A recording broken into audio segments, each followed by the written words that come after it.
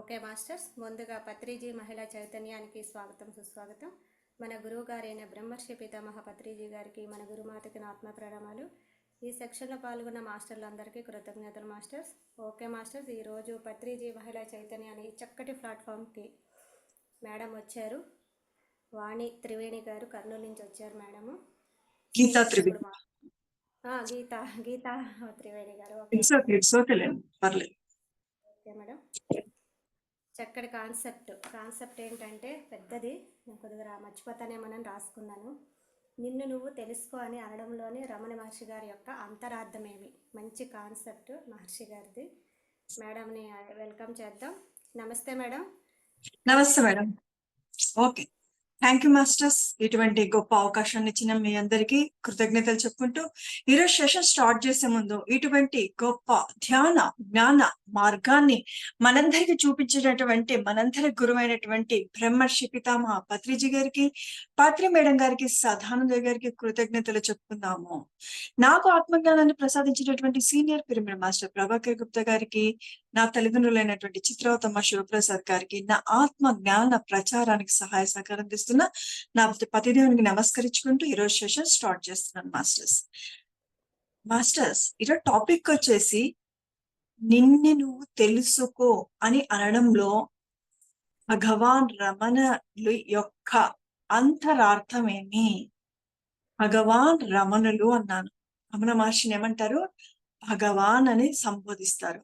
అంటే ఆయన భగవంతుడిగా మనలాంటి జీవాత్మే పరమాత్మగా భూలోకంలో నడియాడి తన స్వస్థలానికి చేరుకున్నాడు. తన స్వస్థలం భూలోకం కాదు, తన స్వస్థలం సత్యలోకానికి చేరుకున్నాడు. మరి ఆయన ఒక ప్రశ్న వేసినాడు. ఏమన్నాడు? నిన్ను నువ్వు తెలుసుకో అన్నాడు. ఓ కథతో మొదలు పెడతాను, ఒక కథతో, మరి లాస్ట్ లో చివరిలో కథతో ఎండ్ చేస్తాను. ఓకే, అందులో నుంచి సబ్జెక్ట్ చెప్పుకుంటూ వద్దాం. ఫస్ట్ శ్రద్ధగా వినండి, చాలా అద్భుతమైనది. నిన్ను నువ్వు తెలుసుకో. మేడం, మా గురించి మాకెందుకు తెలియదు? నాకు అలానే అనిపించేది ధ్యానానికి వచ్చిన కొత్తలో. రమణ మహర్షి వేసిన ప్రశ్నకు నాకేదో తికమకగా ఉండేది. గొప్ప అతను, చాలా జ్ఞానం ఉన్న వాళ్ళ ప్రశ్నలు మనకు అర్థం అవ్వాలి అంటే మనము అజ్ఞానంలో ఉన్నాము. వాళ్ళు ఆల్వేస్ రైట్. మరి రమణ మహర్షి ఏమని ప్రశ్నిస్తున్నాడు? నిన్ను నువ్వు తెలుసుకో అంటున్నాడు.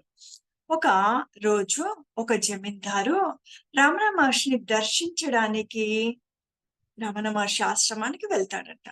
రమణ మహర్షి అక్కడ కూర్చొని ఉంటే ఈ జమీందారు నమస్కరించి ఎందుకు వెళ్తాడు చెప్పండి. చూడండి, జమీందార్కి ఏం తక్కువ చెప్పండి? చక్కగా సిరి సంపదలు ఉన్నాయి, అన్నీ ఉన్నాయి. మరి ఎందుకు వెళ్ళినాడు? డబ్బు లేదా ఉంది, పేరు లేదా ఉంది. మరి ప్రపంచంలో ఏముంటే అన్ని పర్లేదు అంటారు. డబ్బు ఉంటే చాలు, మనము ఇంకే దాని గురించి దిగులు పడవలసిన అవసరం లేదు అంటారు. మరి అలాంటి జమీందారు రమణుల దగ్గరికి ఎందుకు వచ్చినాడు? చూద్దాం. రమణ మహర్షి దగ్గరికి వచ్చినాడు, నమస్కరించినాడు, రమణులకి ప్రశ్నించబోయినాడు. ఆయన ఆత్మ జ్ఞానాన్ని ప్రసాదించండి, మన శాంతిని ప్రసాదించండి అని అడగడం మొదలు పెట్టాడు. చూసినారా, డబ్బుంటే మనశ్శాంతి ఉండదు. పత్రిజీ సార్ అంటాడు, ఏమున్నా లేకున్నా హాయిగా నీకు ఏదైతే ఉందో దాంతో తృప్తిగా ఉండు. అది అంత ఈజీ కాదు. ఆత్మజ్ఞానం పొందిన వాడికి మాత్రమే అది సాధ్యమవుతుంది. మరి రమణ మహర్షి ఒక ప్రశ్న వేసినాడు. ఎవరికి? జమీందారుకు. నువ్వెవరు అని. నేను పలానా కిష్టప్పని, నేను కిష్టప్ప అన్నాడు. అయినా నువ్వెవరు అని ప్రశ్నించడంతో ఇంటి పేరుతో కలిపి చెప్పాలనేమని తన ఇంటి పేరుతో కలిపి కిష్టప్ప అన్నాడు. నువ్వెవరు అని ప్రశ్న వేసినాడు. ఓ ఊరు కూడా చెప్పాలనేమో, నేను పలానా ఊరు, అది పలానా ఇంటి పేరు, నేను పలానా అని చెప్పినాడు. అయినా నువ్వెవరు అని ప్రశ్నించిన రమణులు తన తల్లిదండ్రులతో పాటు పేర్లతో పాటు చెప్పినాడు. తన ఊరు, తన ఇంటి పేరు, తన తల్లిదండ్రుల పేరు కూడా చెప్పినాడు. మరి రమణ మహర్షి నువ్వెవరు అని ప్రశ్న వేసినాడు. ఆయన చెప్తూనే ఉన్నాడు, ఈయన ప్రశ్నిస్తూనే ఉన్నాడు. నేను పలానా ఊరు, పలానా తల్లిదండ్రులు, పలానా నా స్నేహితులు, పలానా నా భార్య, పలానా నా భార్య తల్లిదండ్రులు, ఇలా తన మొత్తం పూర్వోత్తరాలంతా చెప్పినాడు. నేను పలానా వ్యాపారం చేస్తాను, నేను పలానా చోట ఉంటాను, మా ఇంటి పక్కన వాళ్ళు వీళ్ళుంటారు, మా ఇంటి ఎదురుగా వాళ్ళుంటారు. మరి నువ్వెవరు అంటే ఇంకా అంతకన్నా ఏం చెప్పగలుగుతాం, నేను పలానా వాళ్ళ తాలూకు అని చెప్తారు కదా. మరి అన్నీ అడుగుతున్నా, మరి రమణులు ఏమంటున్నాడు, నువ్వెవరు నువ్వెవరు అని ప్రశ్న వేస్తున్నాడు.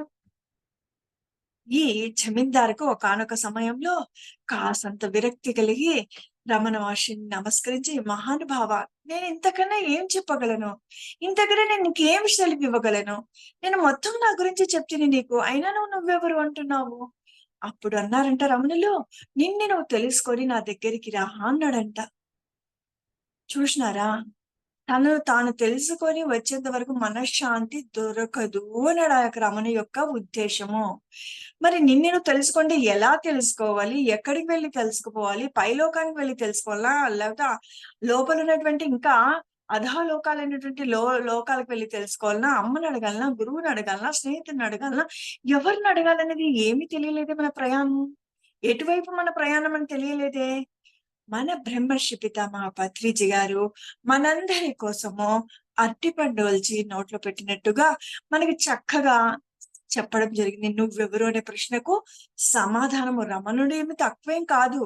రమణుడు ఎందుకు ప్రశ్నించినాడు అంటే, నీ అంతకు నువ్వు ప్రయాణం చేసి, నీ అంతకు నువ్వు అనుభవం పొంది, ఆ నిన్ని నువ్వు తెలుసుకుంటే జీవితంలో ఎప్పుడూ ప్రాపంచిక అశాశ్వతమైన సంపదలు కావచ్చు, బంధాలు కావచ్చు, పేరు ప్రతిష్టలు కావచ్చు, వాటి వైపు పరిగెత్తకు నాయనా, శాశ్వతత్వం వైపే నీ అడుగులు పడతాయి అనే ఉద్దేశంతో రమణుడు నిన్ను నువ్వు తెలుసుకొని రా అని చెప్పినాడు. మన బ్రహ్మర్షి పితామహ పత్రిజీ సారు మనందరి మీద దయా కరుణ జాలితో, అంటే మనం సంసారంలో పడి మునిగి తేలి బయటికి తేలనంత పరిస్థితిలో ఉన్నాం అనుకోండి, అది వేరే విషయము. మన సంపదలు, వైభోగాలు, కంపారిజన్స్, ఎంత ఉన్న తృప్తి చెందని జీవితంతో సతమతం అవుతూ, ఇతరులను దూషిస్తూ, ద్వేషిస్తూ, నిందిస్తూ మన జీవితాలు గడిచిపోతున్నాయి. కాబట్టి బ్రహ్మర్షి పితామహ పత్రిజీ సారు మనందరికీ చక్కగా జ్ఞానాన్ని ఏ విధంగా ఇచ్చాడో చూద్దామా మరి. ఆ నిన్ను నువ్వు తెలుసుకోవడం ఎలానో చూద్దామా మరి. ఓకే, రమణుడు చెప్పినది కరెక్టే, పత్రిజీ చెప్పేది కరెక్టే. ఏ గురువు ఆషమాష గురువి కారు వీళ్ళందరూ. ఆ భగవాన్ రమణులు ఎలానో భగవాన్ బ్రహ్మర్షి పితామహ పత్రిజీ అలానే. మరి ఏమన్నారు మన పత్రిజీ, మనందరి ఏ జన్మ పుణ్య ఫలము అలాంటి గురువును దొరికించుకున్నాం, మనకి మనం శబాష్ అనిపించుకోవాలి ఫస్ట్. పత్రిజీ సార్ అంటారు కదా, నిన్ను ముందు శబాష్ అనిపించుకోని అనేసి. మరి మనల్ని మనం తెలుసుకోవడానికి పత్రిజీ సార్ ఏం చెప్తున్నారో విందాం. నేను చెప్తాను, మీరు శ్రద్ధగా వినండి. ఓకే మాస్టర్స్, మనము ఎక్కడి నుంచి వచ్చాం, మనం ఎవరము, ఎక్కడి నుంచి వచ్చాం, ఎందుకు వచ్చినాం, వచ్చిన పనేమి, చేస్తున్న పనేమి, చెయ్యవలసిన పనేమి, ఇవి తెలుసుకుంటే మనల్ని మనం తెలుసుకున్నట్లే. ఈరోజు సెషన్ లో అవన్నీ మీకు క్లారిటీ చెప్తాను. అద్భుతంగా మన జీవితము ఎలా చేసుకోవాలో, ఆనందమయం ఎలా చేసుకోవాలో ఈరోజు సెషన్ నేను మీకు క్లారిటీ ఇస్తాను. మన పత్రిజీ సార్ ఏమని చెప్తున్నారంటే, నువ్వు పూర్ణాత్మ నుంచి కానీ, లేదా సర్వాత్మ నుంచి వచ్చినా కానీ, మూల చైతన్యం అన్నా గుర్తుపెట్టుకొని, మూల చైతన్యం అన్నా, సర్వాత్మ అన్నా, పరమాత్మ అన్నా ఒకటే. రకరకాల పేర్లు. మూల చైతన్యం అన్నా, సర్వాత్మ అన్నా, పరమాత్మ అన్నా ఒకటే. పూర్ణాత్మ అంటే డిఫరెన్స్. పూర్ణాత్మ అంటే ఏమంటే, పూర్ణాత్మ అంటే మనము అంటే అంశాత్మగా వచ్చిన ఈ ఆత్మ పూర్ణత్వం పొంది, అంటే భగవంతుని యొక్క గుణాలతో ఎదిగి అంటే సత్యలోకవాసిగా వెళ్ళిపోయి ఇంకా తిరిగి రాని భూలోకానికి తిరిగి రావాల్సిన అవసరం లేదు. అటువంటి కారణ జన్ములు అంటే అయితేనే భూలోకం మీద వాళ్ళు జన్మ తీసుకుంటారు. వాళ్ళని ఏమంటారు, పూర్ణాత్మ అంటారు. అంశాత్మగా వచ్చి పూర్ణత్వం పొందిన వాళ్ళను పూర్ణాత్మ అంటారు. మనం ఎక్కడి నుంచి వచ్చిన వాళ్ళమంటే, ఒక పూర్ణాత్మ డిజైన్ నుంచి అయినా వచ్చి ఉంటాము, లేదా మూల చైతన్యం నుంచి అయినా వచ్చిన వాళ్ళము అయింటాము. మరి ఆ వచ్చిన అంశాత్మ పని ఏమి అంటే, చూడండి, మీకు ఇక్కడ గుర్తుపెట్టుకోండి, మనము పూర్ణాత్మ నుంచి కావచ్చు, లేకపోతే మూల చైతన్యం నుంచి వచ్చిన అంశాత్మ, మనం భూలోకంలో ఉన్నటువంటి ఏ జీవరాశి అయినా తీసుకోండి. మరి అలా వచ్చిన వాళ్ళు మనము ఏం చేయాలి, ఇక్కడికి వచ్చి మన పని ఏమి, మొత్తము 5 రకాల సామ్రాజ్యాలు ఉన్నాయి. మనము పూర్ణాత్మ నుంచి అంశాత్మ ఒకేసారి మానవుడిగా జన్మ తీసుకోము. అండర్లైన్ చేసుకోండి శ్రద్ధగా. మనము పూర్ణాత్మ నుంచి వచ్చిన అంశాత్మైనప్పటికీ, సర్వాత్మ నుంచి వచ్చిన అంశాత్మైనప్పటికీ మనం ఒకటేసారి మానవుడిగా జన్మ తీసుకోము. 5 రకాల సామ్రాజ్యాలు ఉన్నాయి. శ్రద్ధగా వినండి.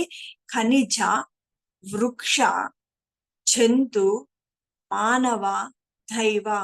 ఖనిజ సామ్రాజ్యం, తర్వాత వృక్ష సామ్రాజ్యం, తర్వాత జంతు సామ్రాజ్యం, తర్వాత మానవ సామ్రాజ్యం, తర్వాత దైవ సామ్రాజ్యం. మనం ఇప్పుడు ఎక్కడున్నాం? ఇక్కడున్నాం. మనం ఇక్కడికి చేరుకోవడము పెద్ద కష్టం అంటారా? ఇంత ప్రయాణం చేసి వచ్చినాము. మరి ఎన్ని లక్షల జీవరాశులు ఉన్నాయి చెప్పండి? 84 లక్షల జీవరాశులు ఉన్నాయి. మానవుడు అనేది ఈ మానవ సామ్రాజ్యం చిట్ట చివరి జీవరాశి. ఇక్కడ ఈ 3 జీవరాశుల్లో మనము ఎన్ని జన్మలు ఎత్తినాము? కొన్ని వందల వేల లక్షల జన్మలు ఎత్తినాము. ఎన్ని జీవరాశులు ఉన్నాయి ఇప్పటికి? 84 లక్షలు. 83,99,999 అంటే రకరకాల ఖనిజంలో, వృక్షంలో, జంతువులో జన్మ తీసుకొని చిట్ట చివరైనటువంటి మానవ సామ్రాజ్యంలోకి జన్మ ఎత్తినాము. మరి ఖనిజ సామ్రాజ్యం గురించి కొంచెం ఎక్స్ప్లెనేషన్ ఇచ్చి తర్వాత ఈ మానవ సామ్రాజ్యం వరకు నేను మిమ్మల్ని తీసుకొచ్చి ఈ మానవుడు మాధవుడిగా ఎలా వెళ్ళిపోవాలో ఈరోజు సెషన్ క్లోజ్ చేసుకుందాం. ఓకేనా? మరి మూల చైతన్యం కావచ్చు, లేకపోతే పూర్ణాత్మ నుంచి వచ్చిన అంశాత్మ. మనమేమని చెప్తున్నాము? అంశాత్మ వచ్చిన వాళ్ళము ఒకటేసారి మానవుడిగా జన్మ తీసుకోము. ఖనిజ, వృక్ష, జంతు, తర్వాత మానవ సామ్రాజ్యంలోకి మనము ఎంటర్ అవుతాము అని చెప్తున్నారు. మరి ఖనిజ సామ్రాజ్యంలో ఎటువంటిగా అంటే రాయి, రప్ప, బంగారు, వెండు, ఇనుము, ఇత్తడి, పంచలోహాలు, ఇలా ఎన్ని రకాల లోహాలు ఉన్నాయో, లూబ్రికేటు, పంచలోహము, అలా రకరకాల లోహాలు ఉన్నాయో 21 లక్షల లోహాలు అంటారు. ఖనిజంలో 21 లక్షలు అని అనేసి. మరి అన్నిట్లోనూ జన్మ తీసుకొని అనుభవం పొందుతుంది. ఈ ఖనిజ సామ్రాజ్యంలో అనుభవం పొందుతుంది. ఇన్ని శ్రమలు ఎందుకని నాకు కూడా ప్రశ్న వచ్చింది. చిట్ట చివరిగా ఒక కథ చెప్తాను, అందులో మీకు జవాబు దొరుకుతుంది. ఓకే. ఖనిజము 21 లక్షల ఖనిజాలు ఉంటాయి. ఎన్ని లక్షలు? 21 లక్షల ఖనిజాలు. అన్నిట్లోనూ జన్మ తీసుకొని జ్ఞానాన్ని పొందుతుంది. ఒక బంగారుగా అంటే ఒక కంసాలి కరిగించి అందమైన ఒక నగగానో ఉంగరంగానో తయారు చేయటానికి ఆ నగ ఎన్నిసార్లు ఎన్ని రకాలుగా ఆ లోహంలో మునిగి తేలుతుంది, మంటలో ఆ అగ్నిలో ఆహుతవుతూ ఉంటుంది. మరి ఆ కంసాలి ఎంత డిజైన్ చెక్కడానికి ఎన్నిసార్లు కూర్చుతాడు, అన్ని అనుభవాలు పొందాలి. ఆ మనిషి యొక్క మెడలోనో చేతిలోనో ఆభరణగా ఉండాలి. కంఫర్ట్ ఉన్నా కంఫర్ట్ లేకపోయినా, లేకపోతే ఏం ఇనుప బీరువాలోనో లాకర్లోనో దాన్ని దాచిపెడితే ఒక మూలలో పడి ఉండాలి, అలా ఉండాలి. అన్ని అనుభవాలు పొందుతుంది. బంగారే కాదు, వెండే కాదు, ఇత్తడే కాదు, ఇనుమే కాదు, రాగే కాదు, పంచలో, ఇలా మనకు ఎన్ని లోహాలు తెలుసా అన్ని లోహాల్లో జన్మ తీసుకుంటుంది. అక్కడ అయిపోయినాక ఖనిజంలోకి కంప్లీట్ అయిపోయినాక మనం ఏం ఎదురు చూడాల్సిన అవసరం లేదు. జన్మలు కంప్లీట్ అయిపోతే నెక్స్ట్ ఎక్కడికి వెళ్ళిపోతాము? వృక్ష సామ్రాజ్యానికి వెళ్ళిపోతాము. వృక్ష సామ్రాజ్యంలో నాచు మొక్క కానుంచి చిన్న పిచ్చి మొక్క, గడ్డి మొక్క కానుంచి మహా వటవృక్షం వరకు లతలు, పూలు, కాయలు, పండ్లు, తీగలు, దినుసులు, ఆయుర్వేదం మొక్కలు, అలంకరణకు సంబంధించినటువంటి మొక్కలు, పుష్పాలకు సంబంధించినటువంటి మొక్కలు, సమస్త మొక్క సామ్రాజ్యాన్ని అన్నిటికీ అక్కడ కూడా 21 లక్షలు అని చెప్తారు. అక్కడ కూడా అన్ని రకాల అనుభవాలు పొందుతుంది ఆత్మ. అక్కడి నుంచి జంతు సామ్రాజ్యంలోకి ఎంటర్ అవుతుంది. జంతు సామ్రాజ్యంలోకి ఎంటర్ అయిపోయినాక కంటికి కనిపించని బ్యాక్టీరియా, వైరస్ కాడి నుంచి ఎన్ని జంతువులు ఉన్నాయో అన్ని జంతువుల్లోనూ జన్మ తీసుకుంటుంది. చూడండి, నీటిలో ఈదేటివి అంటే సముద్రంలో కావచ్చు, చెరువులో కావచ్చు ఈదేటివి, భూమి మీద నడియాడేటివి, గాల్లో తేలేటివి, అన్నిటిని జన్మ తీసుకుంటుంది. ఎక్కడి నుంచి? కంటి కనిపించని వైరస్, బ్యాక్టీరియా కాడ నుంచి ఎలుక, ఏనుగు, మేక, చీమ, దోమ, అన్నిటి నుంచి పెద్ద పెద్ద త్రిమింగలం కాడ నుంచి అన్ని రకాల పక్షులు, అన్ని రకాల జన్మ తీసుకుంటుంది. భూమి మీద నడియాడే అంటే ఇక్కడ కూడా డివిజన్ చేస్తారంట. 21 లక్షలు 21 లక్షల్ని. అంటే కొన్ని క్షీరదాలు అంటే గర్భం దాల్చి జన్మ తీసుకుంటే, గుడ్డు పెట్టి జన్మ ఇచ్చేటువంటి కొన్ని గర్భం దాల్చి బిడ్డనికి జన్మనిచ్చేది 20 లక్షలు అయితే, గుడ్డు పెట్టి, సారీ మాస్టర్స్ 1 మినిట్, జన్మనిచ్చేటివి అక్కడ ఇక్కడ కూడా డివిజన్ అవ్వబడతాయి. అవొక 21 లక్షలు, ఇవొక 21 లక్షలు. ఆ విధంగా మొత్తం కలిపితే 84 లక్షల జీవరాశులు. ఖనిజ అన్ని అనుభవాలు అయిపోయినాయి, వృక్షానికి వచ్చినాము అన్ని అనుభవాలు అయిపోయినాయి, జంతు సామ్రాజ్యానికి వచ్చినాము అన్ని అనుభవాలు అయిపోయినాయి. పాము కావచ్చు, తేలు కావచ్చు, ఎండ్రగప్ప కావచ్చు, త్రిమింగలం కావచ్చు, ముంగిస కావచ్చు, వైనాట్ ఎన్ని రకాల జంతువులు ఉన్నాయో అన్ని రకాల జంతువులో జన్మ తీసుకోవాల్సిందే. ఆత్మాయనం అనే పుస్తకం చదివితే అందులో ఇన్ఫర్మేషన్ అంతా ఉంది. పత్రిజీ సార్ ఎన్నో సార్లు చెప్పేవారు, ఆత్మాయనం అనే పుస్తకము చదవండి అనేసి. మనం ఎక్కడి నుంచి వచ్చాము, ఎలా పరిణామ క్రమం జరుగుతుంది, జరిగిన తర్వాత మరణాంతర జీవితం ఎలా ఉంటుంది, పైన లోకాలు ఎలా ఉంటాయి, పైన లోకాలను మనం అధిరోహించాలంటే కింద ఎటువంటి ఉత్తమోత్తమైన కార్యక్రమాలు చేస్తే పైన ఉన్నటువంటి ఉన్నతమైనటువంటి లోకాలను ఏ విధంగా మనం చేరుకుంటాము అనేది ఒక సబ్జెక్ట్ అంతా ఉంది. ఆత్మాయనం అనే పుస్తకము చదవండి.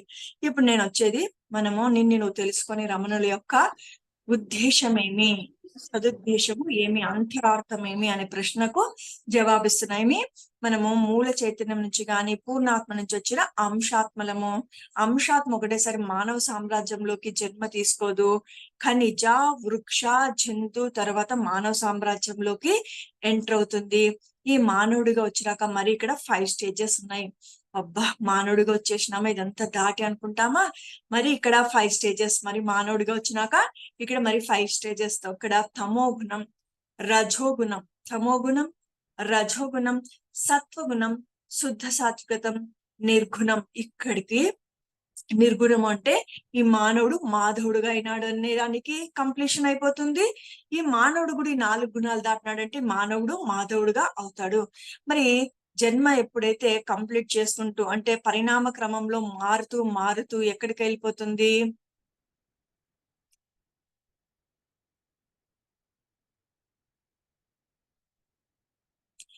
ఏ విధంగా మారుతూ మారుతూ వస్తుందంటే ఖనిజ, వృక్ష, జంతు తర్వాత మానవ సామ్రాజ్యానికి వస్తుంది. మానవ సామ్రాజ్యం నుంచి మనము దైవ సామ్రాజ్యంలోకి ఎంటర్ అవుతాం. మరి ఖనిజం దాటేసినాము, తర్వాత వృక్షం దాటేసినాము, తర్వాత జంతువుకి వచ్చినాము, జంతువు నుంచి మానవుడిగా వచ్చేసినాము. మానవుడిగా వచ్చేసినాక మనము డైరెక్ట్ గా మరి ఇలా చక్కగా ఒక మహాత్మా గాంధీ లాగానో మదర్ తెరిసా లాగానో ఉన్నతమైన వ్యక్తులుగా జన్మ తీసుకుంటామా అంటే లేదు. తమో గుణం, రజోగుణం, సత్వగుణం, శుద్ధ సాత్వికతం తర్వాతనే నిర్గుణం. మరి ఎప్పుడైతే జంతువు కంప్లీట్ అయి మానవ సామ్రాజ్యంలోకి ఎంటర్ అవుతామో, ఇక్కడికి వస్తామో అంటే తమో మానవుడిగా వచ్చినప్పుడు ఏమైపోతుంది, తమో గుణంలో పత్రిజీ సార్ ఏమని చెప్పేవారంటే 150 జన్మలు ఎత్తుతాము అప్రాక్సిమేట్ గా. ఎప్పుడు మానవ జన్మకు వచ్చినాక 150 జన్మలు జన్మ తీసుకుంటాము అని గురువు గారు చెప్పేవారు. మరి అక్కడ ఏం నేర్చుకుంటాం, తమో గుణంలో తమో గుణ లక్షణాలు ఎలా ఉంటాయి తెలుసా? ఫస్ట్ బద్ధకస్తుడిగా, ఏ మాట చూసినా పోస్ట్ పోను, ఇర్రెగ్యులర్, నిదానము, నెమ్మదిగా నింపాదిగా ఉంటారనమాట. ఆ గుణ లక్షణాలు ఇవన్నీ. తమో గుణం అంటే ఏమి, లేజీ ఫెలో. ఒక్క మాటలో చెప్పాలంటే పరమ లేజీ, ఇట్లా అట్లా లేజీ కూడా కాదు. దానికి ఉదాహరణ కుంభకర్ణుడు అంటారు. 6 నెలలు తినడము 6 నెలలు పడుకోవడం. ఎవరైనా మన ఫ్రెండ్స్ లో చెప్పండి, ఏ పని చెప్పినా పోస్ట్ పోన్ చేస్తూ ఉంటారు. ఇంట్లో మగవాళ్ళు కూడా ఏ పని చెప్పినా తెస్తాను అంటారు. అది ఇప్పుడు చెప్తే ఇంకొక 6 నెలలకు కూడా తారు. ఆడవాళ్ళైనా ఒక పనిని పోస్ట్ పోన్ చేస్తూ పిల్లలకి ఎదుర చేసి పెడతామనో, లేకపోతే ఇంట్లో వాళ్ళకి ఎదుర చేసి పెడతామనో, లేకపోతే ఎక్కడికైనా ఎవరినైనా కలుస్తామనో, పోదాంలే ఇప్పుడు లేదులే అని బద్ధకంగా ఉంటారు. వాళ్ళని తమో గుణ లక్షణాలు అంటారు అనమాట. ఎప్పుడు చూసినా ఏదో లోకంలో ఉంటారన్నమాట. ఓకేనా? తర్వాత రజోగుణం అంటే అహంకారం, నేను, నాది అనే గర్వము, నేనే గొప్ప, నా వాళ్ళే గొప్ప అనే అహంకారిగా ఉంటాడు. రజోగుణానికి ఉదాహరణ రావణాసుడు. చూడండి, రావణాసుడు ఎంత గొప్ప తపశ్శాలి అయినప్పటికీ అతనికి భయంకరమైన అహంకారము, అహంభావము ఉండేది. తపస్సు చేసి చక్కగా శివుని యొక్క ఆశీర్వాదాలు పొందినప్పటికీ ఏం చేసినాడు, ముక్కోటి దేవతను తన వశం చేసుకోవడము, పైనున్నటువంటి దేవత సామ్రాజ్యాలన్నిటిని తన అవగతం చేసుకోవడము, పంచభూతాలను తన హస్తగతం చేసుకోవడము, గ్రహాలను తన చేతిలో పెట్టుకొని ఆడిగడము, ఇలా తను కూర్చోమంటే కూర్చోవడం, ఒక మాటలు చెప్తే నిలబడంటే నిలబడం, ఆ స్థితిలో తెచ్చుకున్నాడు. అప్పుడు అది ఏమైపోయింది, అహంకారిగా తయారైపోయినాడు. అహంభావం, నేను ఎంతో శక్తివంతుణ్ణి, నేను ఎంతో శక్తిశాలిని అని ధర్మంకి మరి అయినాడు. అది నేను నాది అనే కదా. అలానే ప్రాపంచికతలో కూడా ఒక నలుగురు స్నేహితులు ఉన్నారనుకోండి, అందులో నుంచి ఒకడు మిగతా వాళ్ళందరూ నా మాట విని తీరాల్సిందని వాళ్ళని వినేంత వరకు వీడికి మనశ్శాంతి ఉండదు. వాళ్ళు ఒప్పుకోవాలి. వీడు చెప్పే ఏ మాటనైనా, అది నంది అంటే పందిని పట్టుకొని నంది అన్నా కూడా వీళ్ళు సరే అనే స్థితిలో ఉండాలి. అంతవరకు వాడు ఒప్పిస్తూనే ఉంటాడు. అంతేకాదు, ఇంట్లో కూడా ఒక పెద్ద ఆవిడ ఉందనుకోండి, నానమ్మో బామో, ఏదైనా ఆమెకు చెప్పకుండా ఏదైనా పని చేసినామంటే నన్ను పక్కన పడేసినారు, నన్ను పట్టించుకోవడం లేదు, నేనంటే మీకు గౌరవం లేదు అని దుఃఖిస్తూనే ఉంటుంది. రజోగుణం లక్షణం అది. ఇంట్లో పెద్ద ఆయన ఉన్నారు, కొడుకులు వ్యాపార లావాదేవీలు చెప్పడం లేదంటే బహు దుఃఖిస్తుంటాడు. బంధువులకంతా దీని గురించి ఫిర్యాదు చేస్తూ ఉంటాడు. రజోగుణ లక్షణం. ఇంకా శంకరాచార్యులు అంటారు, కాటికి కాలు చాపిన వయసులో కూడా ఇంకా నేను ఏదో పొందాలి, ఇంకా నేను ఏదో అంటే నా మాటే చెల్లుబాటు అవ్వాలి, నేను అనేది ఇంకా ఎన్ని రోజులని నువ్వు ఈ జీవి నీకు శరీరము సడలిపోతుంది, కాటికి కాలు చాపినావు, అశాశ్వతమైనటువంటి బంధాల కోసం, సంపదల కోసం ఇంకా పాకులాడుతున్నావు, నీ బాధ్యతలన్నీ తీరినా నీకు ఇంకా మోహం తీరలేదు, ఎప్పుడు నిన్ను ఆ పరమాత్మని దర్శించాలనుకుంటావు, ఎప్పుడు నా పరమాత్మని స్మరిస్తావు అని శంకరాచార్యులు భగవద్గీతలో ఎంత చక్కగా చెప్పడం జరిగింది. అలాంటి లక్షణాలు ఏమంటారు, రజోగుణం అన్నమాట. ఎంతసేపున నేను నాది, నా మాట చెల్లుబాటు అవ్వాలి అనే ఒక అహంభావంతో ఉంటారు. రజోగుణ లక్షణాలకి ఎవరు ఉదాహరణ, రావణాసుడు. సత్వగుణం వచ్చి నేను బాగుండాలి, నువ్వు బాగుండాలి, అందరూ బాగుండాలి అనే గుణంలో ఉంటారు. అది ఒక 50 జన్మలు ఎత్తుతామో లేదా మన జీవితంలోకి ఏమొస్తుందంట, ధ్యానము, జ్ఞానము అనేది వస్తుంది. అంటే ధ్యానం అనే పదం వింటాము, జ్ఞానం అనేది వింటాము. ఒక సద్గురువు మన జీవితంలోకి రావడం జరుగుతుంది. ఎప్పుడు తమో గుణంలో 150 జన్మలు, రజోగుణంలో 150 జన్మలు అయిపోయి సత్వగుణంలో 50 జన్మలు ఎత్తినాక 50 జన్మలు ఎలా ఉంటామో, నేను బాగుండాలి, నువ్వు బాగుండాలి అనే గుణంలో ఉంటాము. అలా ఉన్నప్పుడు ఏమైపోతుంది, అందరూ బాగుండాలి అనే యొక్క మంచి మనసుకు ధ్యానం, జ్ఞానం మన జీవితంలోకి రావడం. సద్గురువు అంటే సరి అయిన గురువు. సద్గురువు అంటే ఆయన ఏదైతే చెప్తున్నాడో అది పాటించేవాడు, అశాశ్వతాల పట్ల మోహం లేనివాడు. అందరు చెప్తున్నాడు కదా, ఇవన్నీ అశాశ్వతాలు, శాశ్వతాన్ని పట్టుకోండి, శాశ్వత ఆనందాన్ని పట్టుకోండి అని ఏదైతే అంటాడో, అందులోనే ఏదైతే చెప్తాడో అదే పాటించేవాడు సద్గురువు, సరి అయిన గురువు అనేసి అర్థము అని చెప్తుంటారు. మరి అటువంటి గురువు మన జీవితంలోకి రావడం జరగడంతో మన జీవితము యూటర్న్ తిరుగుతుంది. మరి మనందరం ఎవరి మీద ధ్యానం చేస్తూ, జ్ఞానాన్ని పొందుతూ, ధ్యాన ప్రచారం చేస్తున్నాం. మనందరం ఏ స్థితిలో ఉన్నాము ఇప్పుడు, తమో గుణం దాటినాము, రజోగుణం దాటినాము, తమో గుణం దాటి, రజోగుణం దాటి సత్వగుణంలో జ్ఞానాన్ని పొందుతూ శుద్ధ సాత్వికానికి అడుగు పెడుతున్నాం. అంటే మన గురువు మీద నమ్మకం, విశ్వాసం, ఆయన మాట ఏది చెప్తే అది శిలాశాసనం. గురువు మాట, నా మాటే శిలాశాసనం కాదు, గురువు మాట మనకు శిలాశాసనం. ఆయన ఏదైతే గీత గీసినాడో దాన్ని మనం మనస, వాచ, కర్మన మనం ఆచరణలో పెడుతున్నటువంటి వాళ్ళము. మరి మన గురువు ఏమని చెప్పినాడు, నువ్వు తెలుసుకోవడానికి గల కారణాలు ఏమని చెప్పినాడు, నాయన నువ్వు అంశాత్మవి, పూర్ణాత్మ నుంచి వచ్చిన అంశాత్మవు, లేదా మూల చైతన్యం నుంచి వచ్చిన అంశాత్మవు, పూర్ణత్వం పొందేంత వరకు ఈ జనన మరణ చక్రంలో చిక్కుకొని తిరగాల్సిందే. మరి ఈ చక్రంలో నుంచి వైదొలగాలి అంటే నువ్వు ధ్యానం చేస్తూ, జ్ఞానాన్ని పొందుతూ, నిన్ను నువ్వు తెలుసుకోవాలి. నువ్వు మానవుడికి కాదు, దైవానివి. అంతేకాదు, శరీరము అశాశ్వతము, ఆత్మ శాశ్వతము. ఆత్మ రూపైన పరమాత్ముడు అందరిలో ఉన్నాడు. 84 లక్షల జీవరాశిలో పరమాత్ముడు సర్వాంతర్యామి అని అంటారు కదా. సర్వాత్మ అంటున్నాము, విశ్వాత్మ అంటున్నాము. ఆ మూల చైతన్యం ఏమంట అందరిలో ఈ 84 లక్షల జీవరాశుల ఖనిజ, వృక్ష, జంతు, మానవ, దైవంలో అన్ని జీవరాశుల్లో ఎవరున్నారు?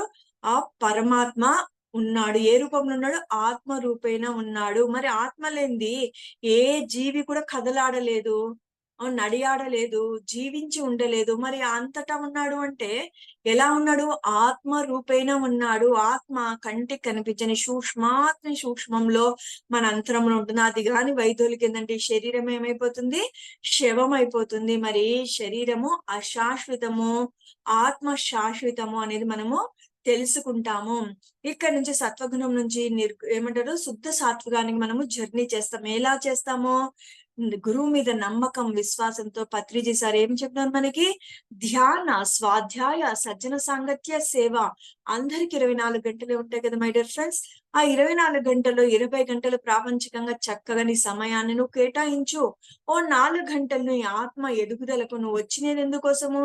నిన్ను నువ్వు తెలుసుకోవడానికి వచ్చినావు. రమణుడు ఏదైతే చెప్పినాడో నిన్ను నువ్వు తెలుసుకొని రా అన్నాడు. నిన్ను నువ్వు తెలుసుకో అనే మాటల అంతరార్థం ఏమి? అసలు నువ్వెవరో ముందు తెలుసుకో. నేను నేను నాది నాది, నా వాళ్ళు అని తప్పించిపోతున్నావు. వాళ్ళ కోసమే కింద మీద అవుతున్నావు. అసలు నువ్వు ఎవర్రా భయ్, ఎందుకు వచ్చినావు ఈ భూమి మీదికి? నిన్ను నువ్వు తెలుసుకొని ఆడ యొక్క భగవాన్ రమణుల యొక్క ఉద్దేశం, సదుద్దేశం, ఉన్నతోన్నతమైన ఉద్దేశం, అద్భుతమైన ఉద్దేశం. ఇలా ఎన్ని రకాలుగా చెప్పొచ్చు. మరి మనకేం చెప్తున్నారు? మరి చక్కగా సత్వగుణం నుంచి ఎక్కడికి వెళ్ళిపోతున్నాం? మనం శుద్ధ సాత్వికానికి వెళ్ళిపోతాం. సత్వగుణం యొక్క లక్షణం ఏమి? నేను బాగుండాలి, నువ్వు బాగుండాలని. అది ఉదాహరణ ఎవరు? విభీషణుడు. విభీషణుడు చూడండి ఏం చేస్తాడు? సీతమ్మ వారిని రావణాసుడు ఎత్తుకొస్తే, అన్న నువ్వు తప్పు చేసినావు, మన రాజ్య ప్రజలకు నువ్వు అంటే రాముడు ధర్మవశాలి, ఏకపతివ్రతుడు. ఆయన భార్య అద్భుతమైన దారి, నువ్వు అన్యాయంగా అధర్మంగా ఆ తల్లిని ఎత్తుకొచ్చినావు, పరాయి స్త్రీని వ్యామోహించడం తప్పు అని ఎంతో రకంగా విభీషణుడు రావణాసుడికి చెప్తే విననప్పుడు ఏం చేస్తాడు? నీకు రామ్ రామ్ అని చెప్పేసి నేను నీకు నమస్కరిస్తున్నాను, అన్నమైనప్పటికీ నువ్వు తప్పుడు మార్గంలో ఉంటే నేను నీతో ప్రయాణం చెయ్యలేను అనేసి రాముడి సన్నిధి వేడుకుంటాడు. ఆయన చెంత చేరుతాడు, రాముడి చెంత చేరుతాడు. ధర్మం ఎక్కడుందో, సత్యం ఎక్కడుందో అక్కడికి వెళ్ళి చేరుతాడు. ఎవరు? విభీషణుడు. విభీషణ్ యొక్క గుణం ఏమి? సత్వగుణం. నువ్వు బాగుండాలి, నేను బాగుండాలి. అలానే రావణాసుడు చెప్తాడు, రాక్షసులు అయినప్పటికీ మన ప్రజలు కూడా సుభిక్షంగా ఉండాలి, వాళ్ళు ప్రశాంతంగా ఉండాలి. రాముడికి బలైపోతారు, ఆయన ఆగ్రహానికి బలైపోతారు. మనం చేసే తప్పుడు పనులకు ప్రజలు బలి కాకూడదన్నా ఎన్నో రకాలుగా వేడుకుంటాడు. రామయ్య కూడా అంత కష్టము మనం చెయ్యకూడదు, సీతమ్మని మనము అంత దుఃఖింపురాల్ని చెయ్యకూడదు, అంతా గాని మనము పాపాన్ని మూట కట్టుకుంటామని ఎన్నో విధాలా చెప్తాడు. వినడు కదా. రజోగుణం లక్షణాలు అలానే ఉంటాయి. నేను చెప్పిందే శిలాశాసనం అంటారు. విభీషణుడు అలా కాదు, తప్పు ఒప్పులు తెలిసినవాడు, మంచి చెడులు తెలిసినవాడు, అందరూ బాగుండాలని కోరుకునేవాడు. అందుకోసమని అతను రామయ్యని దగ్గరికి వెళ్ళి ఆయనను శరణు వెడుతాడు. మరి మనం ఇప్పుడు ఎక్కడికి జర్నీ చేస్తున్నాము? శుద్ధ సాత్వికతం నుంచి మనము తమో గుణం అయిపోయింది, రజోగుణం అయిపోయింది, సత్వగుణం అయిపోయింది, శుద్ధ సాత్వికానికి వస్తున్నాం. శుద్ధ సాత్వికం వచ్చేసి ఏమేని? సరెండర్నెస్ అంటే నమ్మకం, విశ్వాసం, గురువు పట్ల అపారవంతమైన, అంటే ఏట్ల వెళ్ళి దూకు అన్న, నిప్పులో వెళ్ళి నిప్పు గుండంలో పోయి దూకన్న దూకెంతటువంటి గురువు మీద విపరీతమైన, అంటే కూర్చో సాధన చేయంటే కూర్చొని సాధన చేయడం, పుస్తకాలు చదువు అంటే చదవడము, వెళ్ళి క్లాసులు చెప్పు అంటే చెప్పడము, శాకాహార ర్యాలీలు చేయంటే చేయడము. ఎవరు చేస్తున్నారు ఇవన్నీ? పిఎస్ఎస్ మూమెంట్ లో ఉండే ప్రతి మాస్టర్ పత్రిజీ మాటని శిరసావహిస్తున్నారు. ఆయన మాట ఒక పరమాత్మని యొక్క మాటగా స్వీకరిస్తున్నారు. అలాంటి ఉన్నతమైన గురువు మనకి అందరికి దొరకడం ఎంతో, ఏ జన్మ పుణ్యఫలమో, ఏ జన్మ పుణ్యఫలమో, ఏ జన్మ పుణ్యఫలమో లక్షల కోట్ల సార్లు చెప్పినా నాకు తనివి తీరదు. ఎందుకంటే ఎన్నో విషయాలు తెలుసుకున్నాను ఈ 10-12 సంవత్సరాలు ఈ జర్నీలో. ఎన్ని ప్రశ్నలు ఉండేటివి, అన్ని ప్రశ్నలు జర్నీ చేస్తూ చేస్తూ పుస్తకాలు చదువుతూ జ్ఞానాన్ని గురువుల యొక్క మాటలతో వింటూ సాధన ముమ్మరంగా చేస్తూ నా అంతర్వాణిలో నా అంతరంలో మొదలే ఎన్నో ప్రశ్నలకు అంతర్వాణి రూపంలో జవాబులు రావడం మొదలైనాయి. చూసినారా సాధన ఏ స్థితికి తీసుకొచ్చింది? నా అంతరంలోనే నా ప్రశ్నలకు జవాబులు రావడం మొదలైనాయి. అవి ఎంతవరకు నిజము అన్నప్పుడు మరి పత్రిజీ సార్ పుస్తకము లేకపోతే ఏదైనా మాస్టర్ యొక్క క్లాస్ వింటుంటే అదే ప్రశ్నకు అదే జవాబులు నాకు చూస్తూ వస్తున్నాయి. ఇప్పటికీ నాకు ఆ అనుభవం ఉంది, ఇంకా అనుభవం కూడా ఉంది. ఎక్కడికి పోతుంది? మనము ఈ మాంసపిండం మంత్రపిండంగా చేసుకుంటున్నాం కదా. మరి శుద్ధ సాత్వికం యొక్క లక్షణాలు చూద్దామా? అలా నమ్మకం, విశ్వాసం, సరెండర్నెస్. దానికి ఉదాహరణ ఎవరు? ఆంజనేయ స్వామి. రాముడు అంటే విపరీతమైన గౌరవము, ఇష్టము, ప్రేమ, భక్తి. ఏమి రాముడంటే భక్తి భావన. రామ రామ రామ ఎంతో శక్తిశాలి, ఎంతో బలశాలి. అయినా ఎవరికి సరెండర్ అయిపోయినాడు? రాముడు తన దైవంగా భావించి రాముడికి సరెండర్ అయిపోయినాడు. రాముడితో ఎప్పుడు మమేకమై, రామనామంతో మమేకమై తన ఊపిరే రామయ్యగా, రామయ్య ఊపిరే తనగా మార్చుకొని తను జీవించినాడు. శుద్ధ సాత్వికం లక్షణం ఏమి? సరెండర్నెస్, నమ్మకం. గురువు మాటే మనకు ఏమంటారు? ఒక వజ్రాయుధం లాగా. గురువు ఏది చెప్తే అది వినాలి. గురువు ఎలా నడుచుకోమంటే అలా నడుచుకోవాలి. ఆ స్థితిని శుద్ధ సాత్వికత అంటారు, సరెండర్నెస్ అంటారు. మనము గురువుని నమ్మి మనము ఆయనకు ప్రణమిల్లడం, మోకరిల్లడం అని చెప్పుకోవచ్చు. మరి అక్కడి నుంచి శుద్ధ సాత్విక నుంచి నిర్గుణము, చిట్ట చివరి స్థితి. మానవ సామ్రాజ్యంలో 5 స్టేజెస్ ఉంటాయి కదా.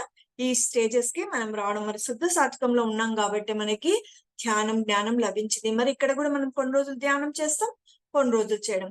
నమ్మము, నమ్ముతాము. అవునా కాదా? ఎంతవరకు నిజము? కోరికలు నెరవేరినాయా? ధ్యానం గొప్పది. కోరికలు నెరవేరలేదా? ధ్యానం వేస్ట్. మరి ఇంకొకరు ఎవరైనా ఏదైనా చెప్తారా? సంకల్ప ధ్యానమా, లేకపోతే మనీ మెడిటేషనా, లేకపోతే కర్మ ప్రక్షాళన ధ్యానమా, లేకపోతే హీలింగ్ ధ్యానాలా? ఇలా ధ్యానాల వెంబడి పరిగెడుతూనే ఉంటాము. అందరు వచ్చి ఇవన్నీ వేస్ట్, హోమమో యజ్ఞమో మరి కింద పడిపోతాం.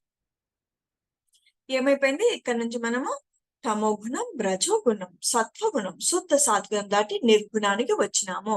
నిర్గుణం యొక్క లక్షణం ఏమి? భగవంతుని అంటే పరమాత్ముడు అంటే ఈ మానవుడు మాధవుడుగా ఇవ్వడము అంటే ఇక్కడ అన్నమాట. మరి నిర్గుణ లక్షణాలు ఏమి అంటే ప్రేమ, దయ, కరుణ, జాలి, క్షమ, సహనం. ఇవన్నీ భగవంతుని యొక్క గుణాలు. మరి నిర్గుణం యొక్క ఉదాహరణ ఎవరు? రాముడు. ఈ రోజు తన తండ్రి నీకు పట్టాభిషేకం చేస్తాను, రేపు నేను పట్టాభిషక్తిని చేస్తాను, రాజుని చేస్తాను అని అంటే సరే నాన్నగారు అని అన్నాడు. మరి మరునాడు పిలిచి నువ్వు అరణ్యవాసం చెయ్యాలి, నీ తమ్ముడి భరతుడికి పట్టాభిషేకం నేను కైకకి ఇచ్చిన మాట కోసము అని అంటే సరే నాన్నగారు అన్నాడు. ఒక్క మాట కోప్పడలేదు. నువ్వు రాజ్యం చేస్తాను, రాజ్యం ఇస్తాను అంటే ఆనందపడలేదు, ఎగిరిగిరి పడలేదు. నువ్వు కాదు, భరతుడికి రాజ్యము, పట్టాభిషేకము, నువ్వు అరణ్యవాసం చెయ్యాలంటే దుఃఖించలేదు. దానికి సరే నాన్నగారు అన్నారు. దీనికి సరే నాన్నగారు, మీ ఆజ్ఞ, మీ మాటే నేను శిరసావహిస్తాను అన్నాడు. కానీ ఎక్కడ కోప్పడలేదు, బాధపడలేదు. నేను అనుకునే దాన్ని ఆయన నారాయణుడి యొక్క మరో అవతారం కాబట్టి ఆ పేషెన్స్, ఆ యొక్క స్వీకరణ శక్తి ఉంది అని అనిపించేది. కానీ ధ్యానం చేస్తూ జ్ఞానాన్ని పొందినప్పుడు నాకు తెలిసినది, ఎప్పుడైతే నారాయణ యొక్క అంశాత్మ వచ్చి రాముడు, ఈ కనెక్షన్ కట్ అయిపోతుంది. ఈ రాముడిగా వచ్చినప్పటికీ మానవుడిగానే ఉంటాడు. తనకు 16వ ఏట ఉన్నప్పుడు చాలా జీవితం మీద విరక్తి కలిగిన రాముడికి ఎందుకు ఈ మరణం, ఎందుకు ఈ రాజ్యాలు, ఎందుకు ఈ భోగాలు, ఎందుకు ఈ పేదరికం, అలా రకరకాల బాధతో ఎంతో నిస్సహాయ స్థితిలో ఉంటే తండ్రి తిని యొక్క బాధ చూసి తల్లడిల్లిపోయి వశిష్ఠ మహర్షితో తన మొర ఆలకించుకుంటే వశిష్ఠుల వారు 31,000 శ్లోకాలు, వశిష్ఠామృతం అని పత్రిజీ సారు దాన్ని మనకి ఫిల్టర్ చేసి 270 శ్లోకాలుగా మనకి ముందుకు తేవడం చెప్పింది. 31,000 శ్లోకాలను.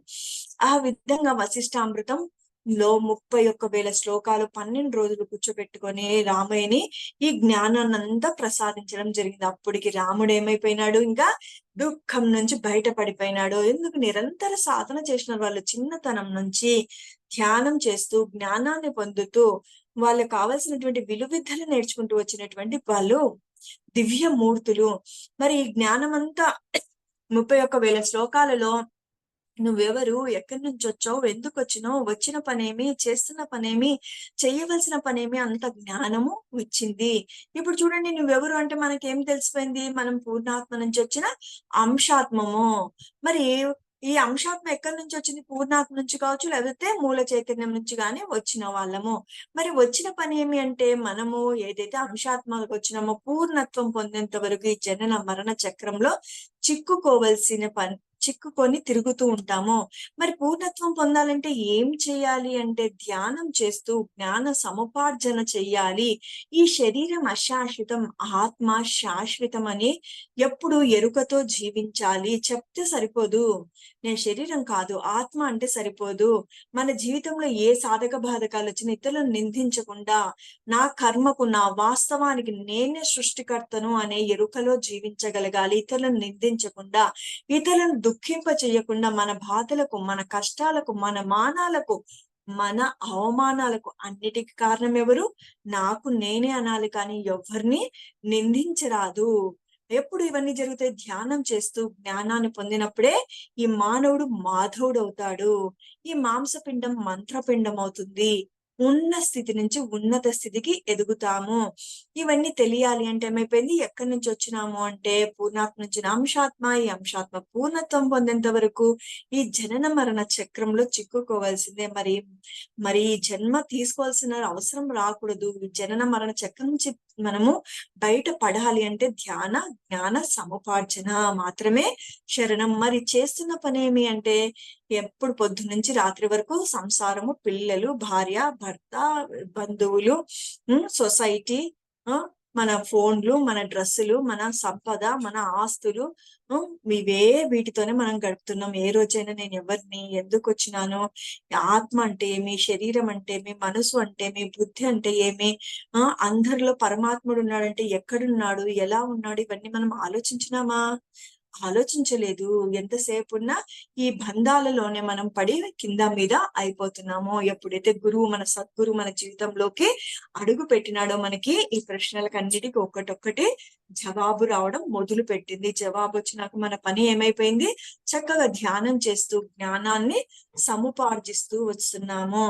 ఇప్పుడు ఏమైపోయింది, మనము ఒకటేసారి మానవుడిగా రాలేదు.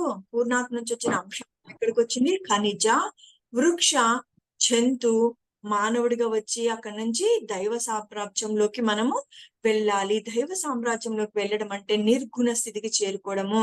అంటే మన జీవితంలో కష్టం వస్తే, బాధ వస్తే పొంగిపోకుండా, ఆనందం వచ్చినా, వైభోగం వచ్చినా పొంగిపోకుండా. దానికి ఉదాహరణ ఎవరు? రాముడు. పట్టాభిషక్తుడివి చేస్తానంటే పొంగిపోలేదు. అరే నాకు రాజ్యం వస్తుంది, నేను రాజునవుతాను అని పొంగిపోలేదు. మరునాడు నీకు కాదు నాయన రాజ్యము అంటే, అరే నా చేతిలో ఉన్న రాజ్యం పోయిందే, నేను రాజును కాదే, నన్ను ఎవరు గౌరవించరే, మా మామగారిని పిలిపిస్తాను, పంచాయతీ పెడతానని ఎప్పుడూ అనుకోలేదు. సరే నాన్నగారు అనే తన తండ్రి యొక్క మాటను జబదాటలేదు. మరి ఈ నిర్గుణుడుగా అంటే ఎందుకు వెళ్ళాడు? వశిష్ఠుడు యొక్క బోధలతో తన్ను తాను తెలుసుకున్నాడు. నాకు కావాల్సింది నాకు వచ్చి తీరుతుంది, అది కాంతి ఏది నాకు రాదు అని జ్ఞానం ఉంది కాబట్టి తను అడవులకు ఆనందంగా పయనమై వెళ్ళిపోయాడు. నా పని ఇక్కడ లేదు, అక్కడ ఉంది, నా పని ఇది కాదు, నా పని అక్కడ ఉంది అనేసి అక్కడి పయనమయ్యి వెళ్ళిపోయినాడు. అందుకనే కదా వాళ్ళు వెళ్తూ రాముడు, లక్ష్మణుడు, సీతమ్మ వారు వెళ్తున్నప్పుడు ఋషులు, మునులు, యోగులు చేస్తున్నటువంటి యాగాదులు, యజ్ఞాలకు ఎంతో మంది రాక్షసులు ఆటంకపరుస్తూ ఉంటే రాముడు, లక్ష్మణుడు ఏం చెప్తారు? మేమున్నాము, మీరు యథేచ్ఛగా చక్కగా మీరు యజ్ఞాలు కొనసాగించండి. ఎందుకు? పంచభూతాలు సరైన కాలంలో వర్షాలు కురవాలన్నా, సమస్త జీవకోటి ప్రశాంతంగా జీవించాలన్నా, ఏ రాక్షసుల బెడద ఉండకూడదని ఏం చేయాలా? ఆ యజ్ఞ యాగాదులను శ్రద్ధగా, ఆ క్రతువులు సక్రమంగా నెరవేర్చాలి. పంచభూతాలు సకాలంలో అన్ని సవ్యంగా ఉంటే, ఇప్పుడు చూడండి వరదలతో మనము ఎన్ని చోట్ల, కేరళలో కావచ్చు, విజయవాడలో కావచ్చు, ఎన్ని వింటున్నాం కదా, ఎంత నష్టపోయినారు, ఇప్పటికి ఎంత బాధపడుతున్నారు. టీవీలో చూస్తుంటేనే ఎంతో బాధేస్తుంది కదా, మనకి అయ్యో అనిపిస్తుంది కదా. మరి అవన్నీ జరగకూడదు అంటే ఎలా ఉండాలి? ఈ భూమండలం మీద ధర్మం, న్యాయం, సత్యం అన్ని సమానంగా నడయాడాలి. అవన్నీ నడయాడాలంటే ఈ మానవుడు మాధవుడుగా కావాలి. మరి మాధవుడు కావాలంటే 2 తలలు, 3 చేతులు, 4 చేతులని కాదు అర్థము. మనము సత్యం తెలుసుకొని, ధర్మం తెలుసుకొని అందులో మనము జీవించాలి. అశాశ్వతాల పట్ల మనము మోహం తగ్గించుకోవడం. కోరికలు ఉండొద్దు అనడం లేదు. అతి వద్దు అంటున్నారు. అతి ఏ దానికి పనికిరాదు. ఒక ఇల్లు ఉండాలనుకోవడం తప్పులేదు. ఒక కారు ఉండాలని తప్పులేదు. పిల్లల్ని బాగా చదివించాలని తప్పులేదు. పిల్లలకు మంచిగా పెళ్లి చేయాలనుకోవడం తప్పులేదు. కానీ నా ఇటు పక్కన 7 తరాలు, అటుపక్క 7 తరాలు కూర్చొని తినాలా అనుకోవడం అది తప్పు అని చెప్తూ ఉన్నారు. ఏదైతే ఉందో కలి ఉందో గంజి ఉందో అందులో ఆనందంగా స్వీకరించు. ఇతరులని ఎప్పుడు వాళ్ళది వీళ్ళది, వీళ్ళు బాగున్నారే వాళ్ళు బాగున్నారని ఇతరుల యొక్క జీవితాలను నువ్వు చెయ్యెత్తి చూపొద్దు. వాళ్ళ యొక్క పుణ్య ఫలాలను బట్టి వాళ్ళకు ఉంటుంది. నీ యొక్క పుణ్య ఫలాన్ని బట్టి నీ జీవితము ఉంటుంది. ఎవరికి తెలుస్తే ఇవన్నీ నిర్గుణుడికి ఇవన్నీ అర్థమైతాయి. ఎవరి జీవితాల్లోకి తొంగి చూడడు. తన పనేదో తాను చేసుకుంటూ వెళ్ళిపోతాడు. ఇతరులని దూషించడు, ద్వేషించడు, ఇతరుల దగ్గర నుంచి ఆశించడు. ఈ 2 నిర్గుణం యొక్క లక్షణాలు. మరి మీ నిర్గుణం నుంచి ఎక్కడికి వెళ్ళిపోవాలి? దైవ సామ్రాజ్యంలోకి వెళ్ళిపోవడం అంటే మనము దైవంగా, ఈ మానవుడే దైవంగా వెళ్ళిపోవడం. చూడండి, ఇక్కడ నిర్గుణుడుగా ఉన్నప్పుడు, శుద్ధ సాత్వికంలో ఉన్నప్పుడు ధ్యానం లోపలికి ఎంటర్ అవుతాం. అక్కడి నుంచి శుద్ధ సాత్వికం అంటే తమ గుణంలో, రజోగుణంలో మనం ధ్యానం ఏం చెయ్యము. పూజ, పునస్కారము, నోములు, వ్రతాలు, ఏమంటారు యజ్ఞాలు, యాగాదులు, కొండలెక్కడాలు, ఎంటకలు ఇవ్వడాలు, హుండీలో ముడుపులు కట్టివేడాలు. శుద్ధ సాత్వికానికి వచ్చే లోపల అందరూ బాగుండాలని కోరుకుంటాము. అక్కడ కూడా పూజలు, క్రతువులు చేస్తాము.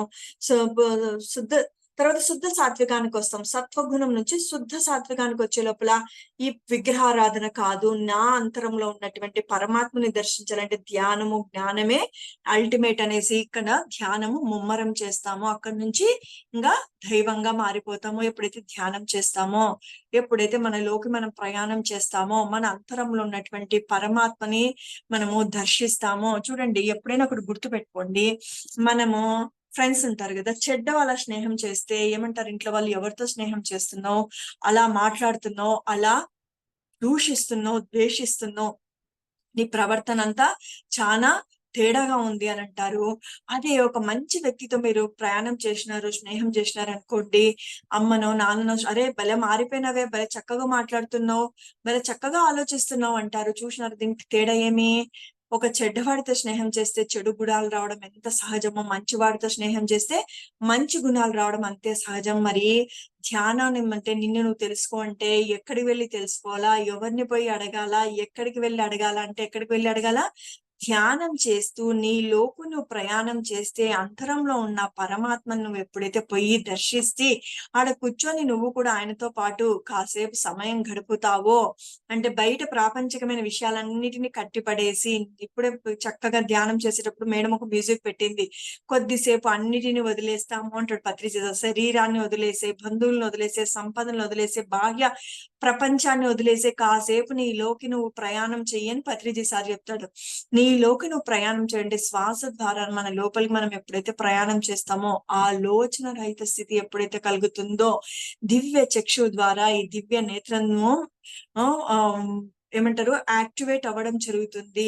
ఎప్పుడైతే యాక్టివేట్ జరిగిందో దివ్యానుభూతి పొందుతుంది, దివ్య దర్శనాలు, దివ్యుల యొక్క దర్శనాలు జరుగుతాయి, దివ్య జ్ఞానము మనకు లభిస్తుంది. ఎప్పుడైతే మనము ఆ పరమాత్మతో కూర్చొని సాధన చేస్తామో, భగవంతుని యొక్క గుణాలు ఏమి? ప్రేమ, దయ, కరుణ, జాలి, క్షమ, ఇవన్నీ భగవంతుని యొక్క గుణాలు. మరి ఆయనతో ప్రయాణం చేసినప్పుడు ఆయన గుణాలే వస్తాయి. మనం పిరమిడ్ మాస్టర్స్ ఎవరైనా అడగండి, ధ్యానానికి ముందు, ధ్యానం తర్వాత అని చెప్తారు. ధ్యానానికి ముందు చాలా కోపం ఉండేది మేడం, చాలా కోపపడేదాన్ని అనేసి క్లాసులో వాళ్ళు చెప్తుంటారు. ఇప్పుడు ధ్యానంకి వచ్చేటప్పుడు ఎలా మారిపోయినారు? భగవంతుని యొక్క గుణాలు, ప్రేమ, దయ, కరుణ, జాలి, క్షమ, ఇవన్నీ భగవంతుని గుణాలు. ఇది మాస్టర్స్. నాకు ధ్యానంలోకి వచ్చిన కొత్తలో ఇవన్నీ విని అమ్మ బాబోయ్ అనిపించేది. ఏంది ఇన్ని సామ్రాజ్యాలు దాటి, మరి ఇన్ని గుణాలు దాటి ఇంత ప్రయాణం ఎందుకు పరమాత్మ? నీ చేతిలో పనే కదా. పూర్ణాత్మ నుంచి వచ్చిన అంశాత్మ, లేకపోతే మూల చైతన్యం నుంచి వచ్చిన అంశాత్మ అంటున్నావు. నువ్వే మమ్మల్ని మంచిగా ఒక మంచి దివ్యులుగా తయారు చేయొచ్చు కదా అని అన్నప్పుడు నా అంతరంలో ఒక అద్భుతమైన కథ భగవంతుడు ఒక మాస్టర్ వచ్చి మనకి ఎలా చెప్తాడో, అది ఎవరికి వాళ్ళకు మేము ఎవరిమైనా చెప్తున్నా కొత్త వాళ్ళకి పిచ్చిలాగా ఉంటది, కానీ ధ్యానం చేస్తూ జ్ఞానాన్ని పొందిన వాళ్ళకు ఈ విషయం బాగా ఉంటుంది. నా అంతరంలో ఒక అద్భుతమైన ఒక కథ వచ్చింది. ఆ కథ మీతో పంచుకుంటాను. మరి ఎందుకు ఇంతటి ప్రయాణం, ఎందుకు ఈ ఖనిజ, వృక్ష, జంతువు 84 లక్షల జీవరాశుల ప్రయాణం చేసి దైవంగా ఎదిగి తిరిగి రాని మన లోకం అంటే మన స్వస్థలానికి, సత్యలోకానికి చేరుకోవాలంటే ఇంత జర్నీ అవసరము. ఈ అంశాత్మ పూర్ణాత్మగా ఎదగాలంటే ఇంత జర్నీ అవసరం. ఎందుకు అవసరము ఈ కథ మీకు తెలియపరుస్తది. ఒక రాజు ఉంటాడు. అంటే రాజ్యాలు, రాజులు అవన్నీ ఉన్నాయి కదా, ఇప్పుడు కాదు ఒకప్పుడు ఉన్నాయా లేదా? ఉన్నాయి. ఆ రాజు ఏం చేస్తాడు, చక్కగా తన రాజ్యపాలన చేస్తూ ఉంటే తన తర్వాత తన వారసులకు కదా ఈ రాజ్యం అప్పగించాల్సింది. తనకు వివాహమైనాక ఒక చక్కటి బిడ్డ కలిగినాక ఆ బిడ్డ 5 సంవత్సరాలు వీళ్ళ దగ్గరనే ఉంటాడు, ఈ రాజ్యంలో ఉంటాడు. ఆలన పాలన, ముద్దు ముచ్చట్లు, మురిపాలు, వైభోగవంతంగా బిడ్డ పెరుగుతూ ఉంటాడు. ఎప్పుడైతే ఈ బిడ్డ 5 సంవత్సరాలు అవుతుందో రాజు ఒక మంచి ఒక గురువు దగ్గరికి, ఒక ఉన్నతోన్నతమైన గురువు దగ్గరికి పంపిస్తాడు. అంటే విలువిద్య కాగా అఘద విద్య, అన్ని విద్యలు, సమస్త విద్యలు నేర్చుకోవాలి, ధర్మము సత్యము కూడా తెలుసుకోవాలి. చూడండి, విలువిద్యలతో పాటు ఏం తెలుసుకోవాలి, ధర్మము సత్యం కూడా తెలుసుకోవాలనేసి ఒక మంచి మునీశ్వరుని, యోగీశ్వరుణ్ణి, ఈ శక్తివంతుణ్ణి, ఎవరైతే ఈ అన్ని పిల్లవాడిని చక్కగా తీర్చిదిద్దే వాడి దగ్గరికి పంపిస్తాడు. అక్కడికి పంపించినాక చూడండి, మరి మన పిల్లలకి స్కూల్ కి పంపించినట్ల ఆడ స్విమ్మింగ్ పూల్ ఉందా, లేకపోతే డార్మెటరీ ఎలా ఉంది, ప్లే గ్రౌండ్ ఉందా, ఏది చూడడు. ఒక చిన్న కుటీరం, వాళ్ళ పిల్లలు పడుకోవడానికి ఒక్కొక్క దాంట్లో ఒక 2 ముగ్గురు ఉంటారు. ప్రకృతిలోనే పెరుగుతుంటారు ఆ పిల్లలంతా, చక్కగా ప్రకృతి ఒడిలోనే పెరుగుతూ ఉంటారు. ఎప్పుడైతే ఈ మునీశ్వరుడు ఆ గురుకులం అనేవాళ్ళు ఏమనేవాళ్ళు, గురుకులం సినిమాలు చూస్తుంటే తెలుస్తుంది. శ్రీకృష్ణ పాండవ్యం అలాంటి పాత సినిమాలలో ఇవన్నీ మనము చూస్తాము. పాండవులు, కౌరవులు ఏం చేస్తారు, ఈ విధంగా తండ్రి వీళ్ళని పిల్లల్ని వాళ్ళ విలువిద్యలు నేర్చుకోవడానికి గురుకులానికి పంపిస్తారు.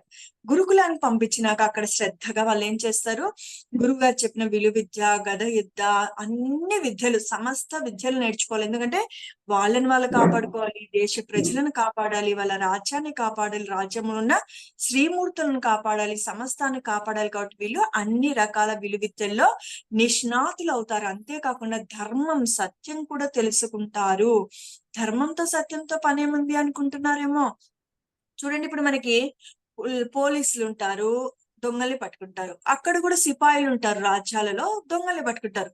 కానీ మనం ఇక్కడ పోలీసులు ఏం చేస్తారు, దొంగల్ని పట్టుకొని కోర్టుకు తీసుకుపోతాడు. వాళ్ళ లాయర్లు ఉంటారు, జడ్జిలు ఉంటారు. మరి రాజుల కాలంలో ఎలా జరిగేది, సిపాయిలు వాళ్ళని పట్టుకున్నాక, ఆ సిపాయిలు పట్టుకున్నాక వాళ్ళ దొంగల్ని ఎక్కడ తీసుకుపోతారు, రాజు ముందు వాళ్ళని నిలబెడతారు. మరి రాజుకు వీడు ఈ దొంగతనం చేసినాడా, చెయ్యలేదా, చేస్తే ఎటువంటి శిక్ష విధించాలి, అటువంటి జ్ఞానం తనకు ఉండిండాలి. అప్పుడు మీరు మర్యాద రామన్న అలాంటి సినిమాలు చూస్తే మీకు అర్థమవుతాయి. అందులో మంత్రి రాజు బాగా తెలివైన వాళ్ళు ఉండి వాళ్ళు తప్పు చేసినారా లేదా, ఎటువంటి శిక్ష విధించాలని వాళ్ళు చక్కని జ్ఞానంతో వాళ్ళు వేస్తారు. మరి ధర్మము సత్యం వాళ్ళకు లా తెలిసిండాలి. మనకు ఇక్కడ పిఎం గారికి, చంద్రబాబు నాయుడు గారికి, రాష్ట్రపతికి లా తెలిసాల్సిన అవసరం లేదు. ఎలా మన రాష్ట్రాన్ని, దేశాన్ని నడపాలనో తెలిస్తే సరిపోతుంది. ఈ దొంగకు ఎన్నో సెక్షన్లో ఎన్నో పనిష్మెంట్, ఎన్ని 315 ఏనా, 314 ఏనా, సెక్షన్ 320నా, ఇవన్నీ ఏం వీళ్ళకి తెలియాల్సిన అవసరం లేదు. ఎంతో లిటిల్ నాలెడ్జ్ ఉంటుంది. కానీ అక్కడ అంత నాలెడ్జ్ ఉండాలి. అంటే అక్కడ ఏం చేయాలా, వాళ్ళు గురుకులంలో ధర్మం గురించి, సత్యం గురించి, మోసం చెయ్యకూడదు అని, అన్యాయం చేయకూడదు అనేసి సర్వము నేర్చుకుంటారు. అంత అయిపోయి బిడ్డ 20 సంవత్సరాలు వచ్చినాక ఇంకొక విషయం మీకు అక్కడ ట్విస్ట్ అని తెలుసా, మనము మన పిల్లలకి సమ్మర్ క్యాంప్స్ అంటారు, హోమ్ సిక్ అని, ఫెస్టివల్స్ అని ఇంటి పిలుచుకొస్తాం. వాళ్ళు ఒక్కసారి వెళ్ళిపోతే గురుకులానికి నిష్ణాతులైనాకనే మరి వాళ్ళ రాజ్యానికి వాళ్ళు వస్తారు. కానీ మధ్యలో ఎటువంటి ఆశాపాశాలు, ఈ భవబంధాల్లో వాళ్ళను ఇరుక్కోకూడదు అనేసి ఎక్కడికో పిలిచిపోయి ఎక్కడనో పెరుగుతారు. వాళ్ళు ఉండే ఇల్లు మీకు కుటీరము చెప్పినాను, వాళ్ళ వస్త్రాలు కూడా కాషాయ వస్త్రాలు ధరించుంటారు. గురువుకి, గురు పత్నికి సపర్యలు చేసి జ్ఞానాన్ని పొందుతారు. డౌన్ టు అర్త్ అంటారు కదా, అలా అన్నమాట. వాళ్ళకి ఏ అహంకారం లేకుండగా, ఎటువంటి వైభవాలు లేకుండగా, ఏ విధంగా వాళ్ళు జీవించేటట్లుగా తర్ఫీదు పొందుతారు. మరి అలా పొందిన తర్వాత ఏమైపోతుంది, ఒక రోజు ఈ మునీశ్వరుడు రాజుగారిని కలిసి, రాజా మీ పుత్రుడు సంసిద్ధుడైనాడు, ఇప్పుడు మీరు చక్కగా మీ పుత్రుణ్ణి రాజుగా మీరు ప్రకటించొచ్చు అంటే రాజుగారు ఏం చెప్తారు తెలుసా? ఒక మంచి ముహూర్తము నిర్ణయించండి అంటాడు. మరి మంచి ముహూర్తం ఎందుకు? రాజుగా చేయడానికి అనుకున్నారు కదా? కాదు, అందరి ముందు, సమస్త అంటే వాళ్ళ దేశ ప్రజల ముందే కాకుండా చుట్టుపక్కల రాజ్యాలకు కూడా దండోర వేపిస్తారు. యువరాజు వచ్చినాడు, గురుకులం నుంచి జ్ఞానాన్ని పొంది యుద్ధాన్ని నైపుణ్యత పొంది యుద్ధ నైపుణ్యాన్ని పరీక్షించడానికి ఎవరెవరు ఎక్కడి నుంచి అయినా రావచ్చు, యువరాజుతో తలపడటానికి, చూడండి అండర్లైన్ చేసుకుని, యువరాజుతో తలపడటానికి అని దండోర వేస్తే ఈ విధంగా వాళ్ళకు అందరికి పరీక్షలు జరుగుతాయి. మీరు బాహుబలి సినిమా చూస్తే కూడా అర్థమవుతుంది, రీసెంట్ గానే వచ్చింది కదా. అందులో కూడా ఆ యొక్క కుల గురువులు ధర్మం గురించి, సత్యం గురించి ఆ యువరాజులకు ఎన్నో ప్రశ్నలు వేస్తారు. ఈ యుద్ధం నైపుణ్యమే కాదు, జ్ఞానం గురించి కూడా వాళ్ళు ఎంతవరకు నిష్ణాతులు అనేసి పరీక్షింపబడతారు. ఎవడు సరైన వాడితే వాడికి రాజ్యాన్ని ఇవ్వాలా అని అనుకుంటారు. ఆ విధంగా మరి ఒక రాజ్యంలో ఎంతమంది ఉంటారు చెప్పండి ఇప్పుడు నాకు? మీరు మనసులో అనుకోండి, పోనో 20 లక్షలు 30 లక్షలు. మరి 30 లక్షలు 20 లక్షల మంది ఉన్న వారిని చక్కగా సంరక్షించాలి అంటేనే ఈ పిల్లవాడు ఎన్ని సంవత్సరాలు ఈ గద విద్య, విలు విద్య, సమస్త విద్యలు నేర్చుకొని ధర్మం సత్యం తెలుసుకొని తన్ను తాను కాపాడుకొని తన రాజ్య ప్రజలు కాపాడే స్థితికి చేరుకునేంత వరకు మరిపోని అన్ని గురువు వచ్చి చెప్తే వింటున్నాడా రాజుగారు? లేదు, అందరి ముందు పరీక్షించాలి అని అందరి ముందు పరీక్షలు పెట్టి తనకు తలపడిన వాళ్ళని ఈ యువరాజు గెలిస్తే గాని తనకు పట్టాభిషక్తిని ఇవ్వడం లేదు. ఒక రాజ్యం ఇవ్వడానికి ఇన్ని పరీక్షలే. మరి పూర్ణాత్మ నుంచి వచ్చిన అంశాత్మ పూర్ణాత్మగా ఎదిగి పైన పత్రిజీ సార్ ఎప్పుడు ఏమంటారు? కోటాను కోట్ల లోకాలున్నాయి అంటాడు. ఆ కోటాను కోట్ల లోకాలకు ఒకరుమో ఈ ఎవరైతే ఉన్నారయ్యా, ఎవరు వీళ్ళు? ఆ కోటాను కోట్ల లోకాలని ఏలేది ఎవరు అంటే ఒక్కొక్క లోకానికి ఒక అధిపతి ఉంటారు. షిరిడి సాయినాథుడు, రమణ మహర్షులు, బుద్ధ భవనుడు, రామకృష్ణ పరమహంస, యోగానంద, కాశిరెడ్డి నాయన, ఆధోని లక్ష్మమ్మవ్వ, రాఘవేంద్ర స్వామి, వీళ్ళందరూ మనకు ఈ మానవులుగా వచ్చి ఈ మానవుడే మాధవుడిగా అయ్యి సత్యలోక వాసులయ్యి ఒక లోకానికి సృష్టికర్తగా తయారైనటువంటి మహానుభావులు. మరి మనం కూడా ఏమి ఇక్కడ భూలోకానికి వచ్చి ఎందుకు ఇంత ప్రయాణం చేసినాము? మనం కూడా ఈ మానవుడు రేపొద్దున మాధవుడిగా అయ్యి ఇప్పుడు సత్యలోక వాసి అయిపోయినామంటే నీకు ఒక సృష్టి ఇస్తాడు, నీకు లోకాన్ని సృష్టించుకునే శక్తిని ఇస్తాడు. ఒక లోకాన్ని సృష్టించుకునే శక్తిని ఇచ్చినప్పుడు నీ క్రియేటివిటీ నీ ఇష్టం. అప్పుడు నువ్వు ఆ శక్తి నీకు ఇవ్వాలి అంటే నీవు మొత్తం తెలిసిందాలనా లేదా? ఖనిజంలో ఏమి సాధక బాధకాలు ఉంటాయి, వృక్షంలో ఏం సాధక బాధకాలు ఉంటాయి, జంతువులు ఏం సాధక బాధకాలు ఉంటాయి, మానవుల్లో ఏం సాధక బాధకాలు ఉంటాయి. చూడండి, ఈ 4 సామ్రాజ్యాలు కాక ఇంకొక సామ్రాజ్యం ఉందంటారా? లేదు. మరి ఇవన్నీ తెలుసుకోవాలంటే ఏం చేయాలి? అన్ని జన్మలు ఎత్తి అందులో నువ్వు ఖచ్చితంగా అనుభవం పొందే తీరాలి. Practical knowledge. ఇప్పుడు బైపీసీ వాళ్ళకు ఏం నాలెడ్జ్ ఇస్తారు?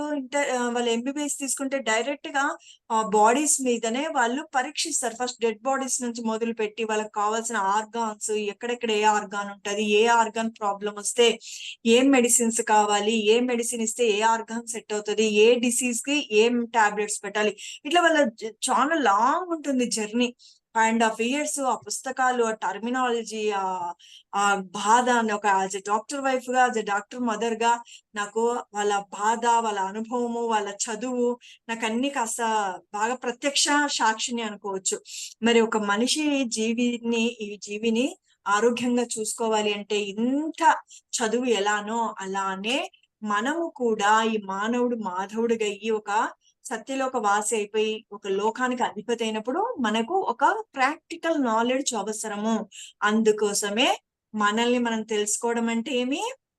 రమణుడి యొక్క ఉద్దేశం ఏమని టాపిక్ వచ్చేసి ఈరోజు నిన్ను నువ్వు తెలుసుకో అని అనడంలో రమణుని యొక్క అంతరార్థం ఏమి? ఇది మనము ఇది ఇంత ఈజీ రాలేదు. మీకు 1 గంటలో క్లాస్ చెప్పేస్తున్నాను కదా.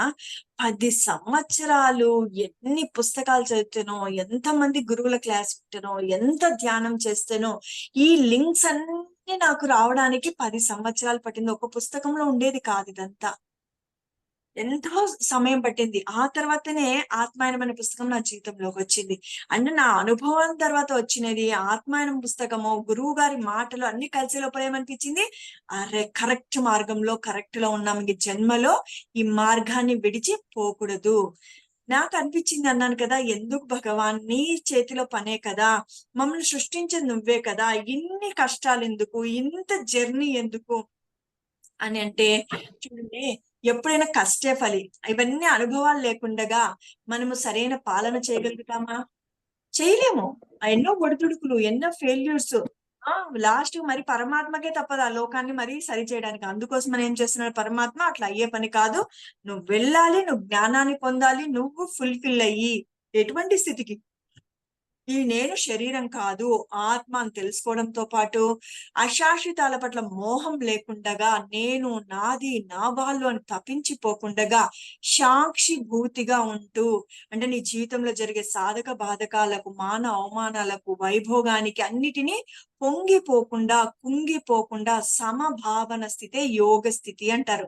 సమత్వంలో ఉండడమే యోగత్వంలో ఉండడం అంటారు. ఏది ఉన్నా ఏది లేకపోయినా అన్నిటిని స్వీకరిస్తూ, భగవాన్ నాకు తట్టుకునే శక్తిని ఇయ్యవయ్యా అని పరమాత్మని కోరుతూ ముందుకు సాగిపోతూ, నిరంతర సాధన, నిరంతర జ్ఞాన సముపార్జన ముఖ్యము. ఈ రెండు ఉంటే అన్ని అయిపోతాయి.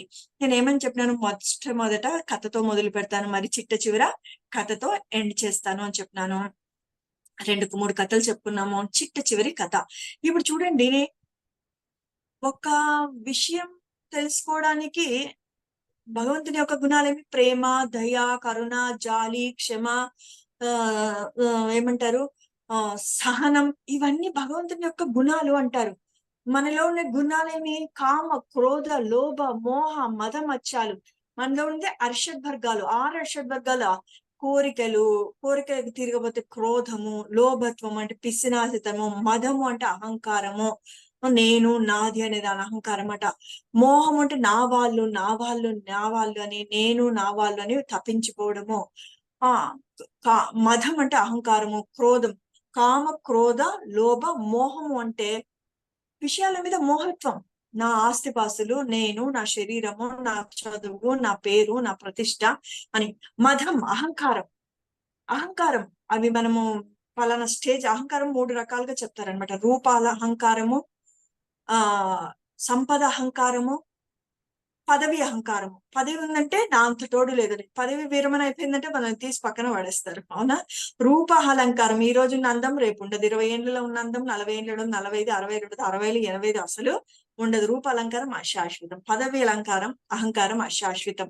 సంపద, ఒకప్పుడు కోటేశ్వరుడు, ఈ రోజు బిచ్చగాడు, మరి ఎక్కడ శాశ్వతం? అశాశ్వతాలు ఇవన్నీ అని ఎవరికి తెలుస్తాయి? ఆత్మ జ్ఞానికే తెలుస్తాయి. సన్యాసం తీసుకోవాల్సిన అవసరం లేదు. సంసారంలోనే నిర్వాణం, సత్యం తెలుసుకొని సత్యంలో జీవించడమే అసలైన ఒక సార్థకత. జీవికి ఈ జన్మకు ఒక సార్థకత అని పత్రిజీ సార్ ఎప్పుడు ఏమని చెప్తాడు, సంసారంలోనే నిర్వాణం. నువ్వు సన్యాసి అవ్వాల్సిన అవసరం, వీళ్ళందరినీ వదిలిపోవాల్సిన అవసరం లే.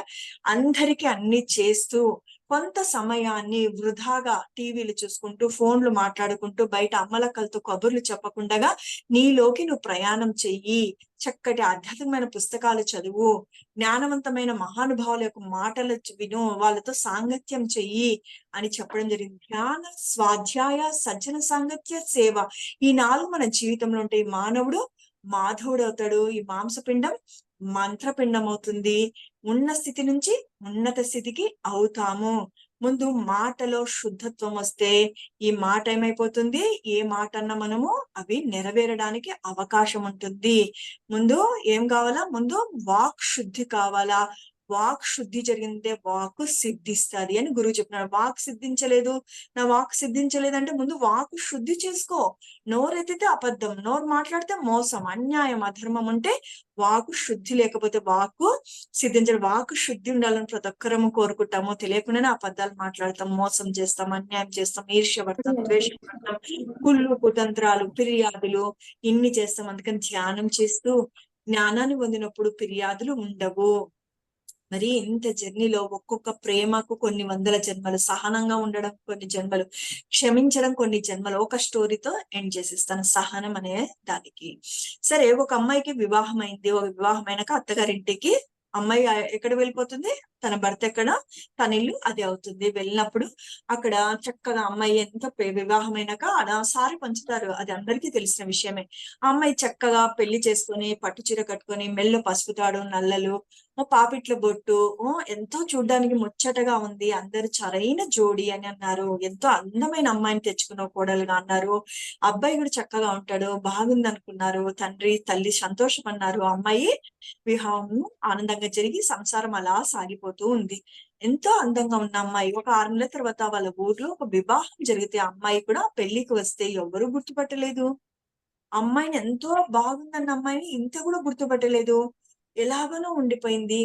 ఒక ఆమె, నువ్వు పలానాల కోడలివి కదా, అప్పుడు ఎంతో చక్కగా ఉంటివి, ఏమైందమ్మా ఇలా అయిపోయినావు అన్నారు. ఎలా అయింది, ఏదో రోగమో రొప్పో వస్తే అలా తయారైంది. అమ్మాయిలో జీవకళంతా పోయి ప్రేత కళ అంటారు కదా, అలా ఉండిపోయింది.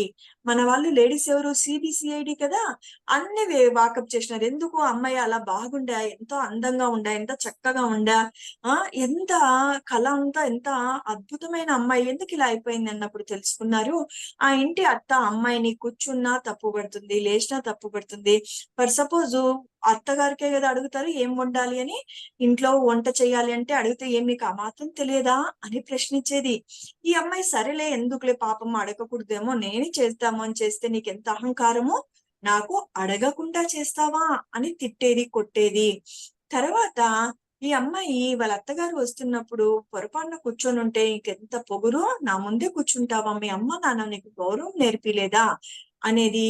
వాళ్ళ అత్తమ్మ వస్తుంది కదా అని లేచి నిలబడితే, ఆ టైంలో ఎవరైనా ఉంటే చూస్తే వాళ్ళ ముందు మా పరువు తీస్తావా అని అలా కోప్పడేది, తిట్టేది. కూర్చున్న తప్పే, నిలవన్న తప్పే, అడిగి చేసిన తప్పే, అడగకుండా చేసిన తప్పే. మంచి చీర కట్టుకుంటే మీ తాతలు మీ ముత్తాతలు సంపాదించినారా, లేకపోతే వాళ్ళ సంపద తెచ్చిడ పెట్టినారా, నువ్వేనా జమీందారు కూతురువా అనేది. ఏదైనా పాత చీర కట్టుకుంటే మా పరువు తీస్తావా, మా మర్యాద తీస్తావా, మేమేమైనా బిచ్చగాళ్ళం అనుకున్నావా అంటే అమ్మాయికి అర్థమయ్యేది కాదు. ఎలా ఉండాలి, ఎలా ఉండకూడదు, ఏది రైట్ ఏది రాంగు అని భర్తతో చెప్పుకోలేక, తల్లిదండ్రితో చెప్పుకోలేక, ఒక మానసిక రుగ్మతకు ఆమె మనసు అతలాకుతలమైపోయి భయాందోళనకు గురయ్యి అడుగు తీసి అడుగు పెట్టాలన్న భయంతో అమ్మాయి ఒక రకంగా ఒక మనోవ్యాధికి గురైంది. అందుకని ఆ అమ్మాయి అలా అయిపోయినప్పుడు ఏమైపోతుంది, ఈ విధంగా వీళ్ళు చుట్టుపక్కల వాళ్ళందరూ ఉంటారు కదా, వాళ్ళందరూ ఈ అమ్మాయికి ఏమైంది మీ నాన్నగారికి ఒకసారి వెళ్ళి చెప్పు, ఏమి పరిస్థితి, ఏమన్నా పరిష్కరించవచ్చు అని అంటే, అమ్మ వెళ్ళి ఒక రోజు వాళ్ళ నాన్నగారితో, నాన్నగారు ఇది పరిస్థితి అంటే, సర్దుకోమ్మా అని చెప్తాడు.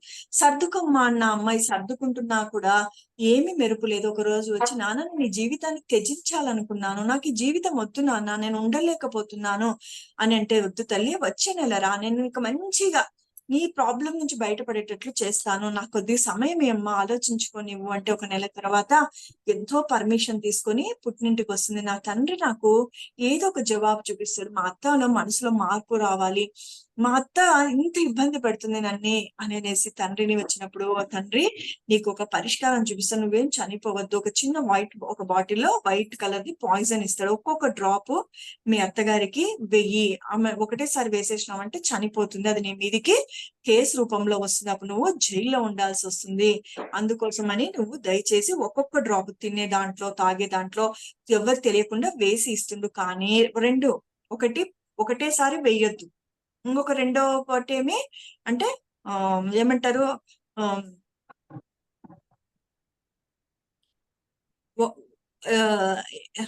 రూల్స్ రెండు రూల్స్. ఒక రూల్ ఏమి, మొత్తం వేసి ఇయ్యద్దు, చచ్చిపోయింది అనుకుని నీ జైల్లో పెడతారు. రెండో రూల్ ఏమి, ఆమె ఏమన్నా మొహం మార్చుకోకుండా ఏడ్చకుండా, సరే అత్తమ్మా అలానా అత్తమ్మా, అరే నాకు తెలియదు అత్తమ్మా, ఇలా కరెక్ట్ అత్తమ్మా, మీరు బాగా చెప్తున్నారు అత్తమ్మా, నాకు తెలియదు చూడండి, మీరు సూపర్ అత్తమ్మా, నవ్వుకుంటూ ఆమె ఏది చెప్పినా, ఆమె పందిని పట్టుకొని నంది పాప అన్న అవునత్తమ్మా, అర్రే మీరు భలే చెప్పినారు అని అలా గాని నువ్వు వాదించకూడదు.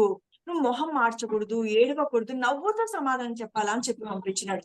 సరే నాన్న, ఇంకా ఒక 6 నెలలు ఈమె బాధ తీరిపోతుంది, నాకు చాలు అనేసి ఆ పాప బాధ పడి పడి వాళ్ళ అత్తను చంపడానికి కూడా సంసిద్ధమైపోయింది. పోయినాక తెలియకుండా ఒక్కొక్క డ్రాప్ ఆమె తినే ఫుడ్ లో, వాటర్ లో, కాఫీలో వేసి విస్తుంది. ఓ 3 నెలల తర్వాత ఈ పాప ఏడ్చుకుంటూ పరిగెత్తుకుంటూ వచ్చింది. వాళ్ళ నాన్న భయపడిపోయినాడు. ఏమ్మా మొత్తం వేసి ఇచ్చేసావు, మీ అత్త చనిపోయిందా, నీకు మీద కేసు వస్తుంది, ఏమైందో? వాళ్ళ నాన్నకు రకరకాల ఆలోచనలు ఆమె చెప్పే లోపల, నాన్నగారు మా అత్తమ్మ చనిపోకూడదు అని.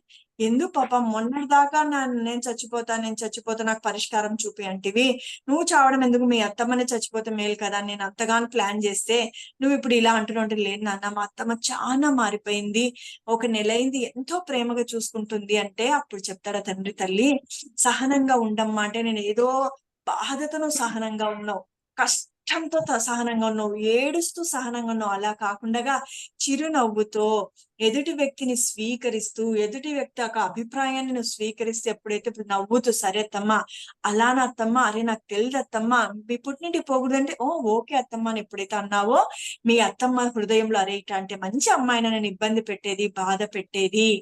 సహనం అంటే చూసినారా, ఏదో మనము సహనంతో ఉన్నామంటే తిట్టుకుంటూ అరుచుకుంటూ మా బతుకులు ఇంతేలే, మా జీవితాలు ఇంతేలే, భగవంతుడు మా మీద కరుణ లేదులే అనేది కాదు. భగవాన్, నా కర్మ ఫలాలను బట్టి నా జీవితం ఉంటుంది, నా వాస్తవానికి నేనే సృష్టికర్తన పరమాత్మ, నేను స్వీకరిస్తాను కానీ నాకు తట్టుకునే శక్తిని ఇయ్యవయ్యా అనే పాఠాలు నేర్చుకునేంత వరకు ఈ పునరపి జననం పునరపి మరణం తప్పదు. మరి మనల్ని మనం తెలుసుకోమని రమణుడు నిన్ను నువ్వు తెలుసుకొని ఎందుకన్నాడు? నీ అంతకు నువ్వు ప్రాక్టికల్ నాలెడ్జ్ తెలుసుకున్నావు అంటే జన్మలో నువ్వు జ్ఞానాన్ని వదలవు అని పత్రిజీ సారు మనము ఇంకాస్త దగ్గరగా అయ్యి అరటిపండు వలిచిపెట్టి ఈ స్టోరీ అంతా చెప్పాడు. ఏమని? పూర్ణాత్మ నుంచి వచ్చిన అంశాత్మవు నువ్వు, లేదా మూల చైతన్యం నుంచి వచ్చిన అంశాత్మము నువ్వు, పూర్ణత్వం పొందేంత వరకు ఈ జనన మరణ చక్రంలో చిక్కుకోక తప్పదు.